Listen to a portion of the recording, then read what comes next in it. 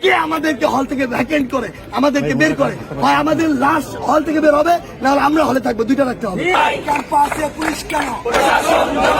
আমরা এই হলগুলো বন্ধ করতে দিব না ঢাকা বিশ্ববিদ্যালয় প্রশাসনকে। হলগুলো কেন বন্ধ হবে? পৃথিবীতে কিংবা বাংলাদেশে কি কোনো মহাদুর্যোগ চলছে? কিছু চলছে না। আমরা সারা বাংলাদেশের শিক্ষার্থীরা একটি যৌক্তিক দাবি নিয়ে রাজপথে নেমেছি। এই রাজপথে আমরা যখন নেমেছি, আমরা কিন্তু পুরো সময় আমাদের মধ্যে কোনো সহিংসতা ছিল না, একটি মাত্র কোনো ঘটনা ঘটে নাই যেটি অনাকাঙ্ক্ষিত।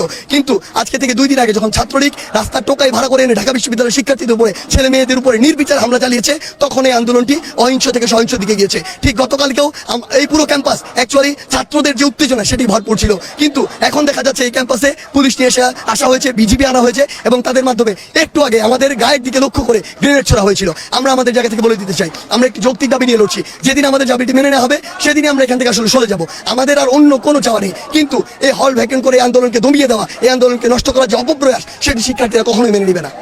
যখন আসলে সাধারণ শিক্ষার্থীরা বিভিন্ন জায়গা থেকে আসছে এবং তাদেরকে বিভিন্ন ক্ষমতাসীন ছাত্র সংগঠন কিংবা আইন শৃঙ্খলা রক্ষাকারী বাহিনী বিভিন্নভাবে উস্কে দিচ্ছে, আক্রমণ করছে, তখন এই অহিংস জিনিসগুলো সহিংস হয়ে যাচ্ছে।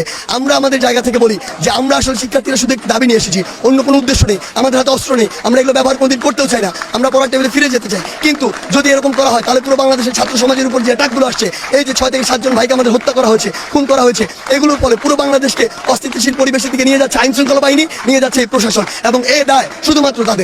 কে আমাদেরকে হল থেকে ভ্যাকেন্ট করে আমাদেরকে বের করে, হয় আমাদের লাশ হল থেকে বের হবে, নাহলে আমরা হলে থাকবো, দুইটা রাখতে হবে।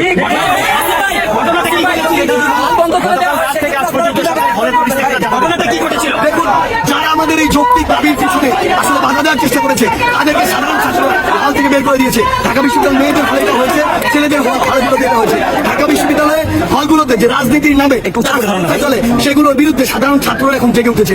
আজকে যখন আমরা আসছিলাম, এই সিন্ডিকেট যে সভা হচ্ছে হল ভ্যাকেন্ট করা, সেটির উদ্দেশ্যে আমাদের স্যারদেরকে জানানোর জন্য যে না, এটি হতে পারে না, হল ভ্যাকেন্ট করতে পারেন না, এর ফলে আমাদের যে যৌক্তিক আন্দোলন সেটি স্থিমিত হয়ে পড়তে পারে। সেই জায়গা থেকে আমরা যখন রাজু ভাস্কর্য পার হচ্ছিলাম, পুলিশ আমাদেরকে বাধা দিয়েছে। প্রথমে আমরা তাদেরকে বলেছি আমরা আমাদের স্যারদের সাথে কথা বলতে যাচ্ছি।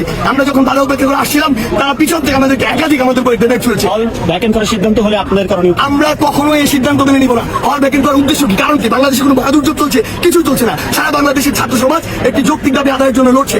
এই যৌক্তিক দাবি যদি মেনে নেওয়া হয়, আমরা সাথে সাথে রাজপথ থেকে সরে যাব। তাহলে আপনি কাদের বিরুদ্ধে ডিসিশন নিচ্ছেন? সারা বাংলাদেশের ছাত্র সমাজের বিরুদ্ধে, আমাদের যৌক্তিক দাবির বিরুদ্ধে, যেটা আমরা কখনোই মেনে নিব না।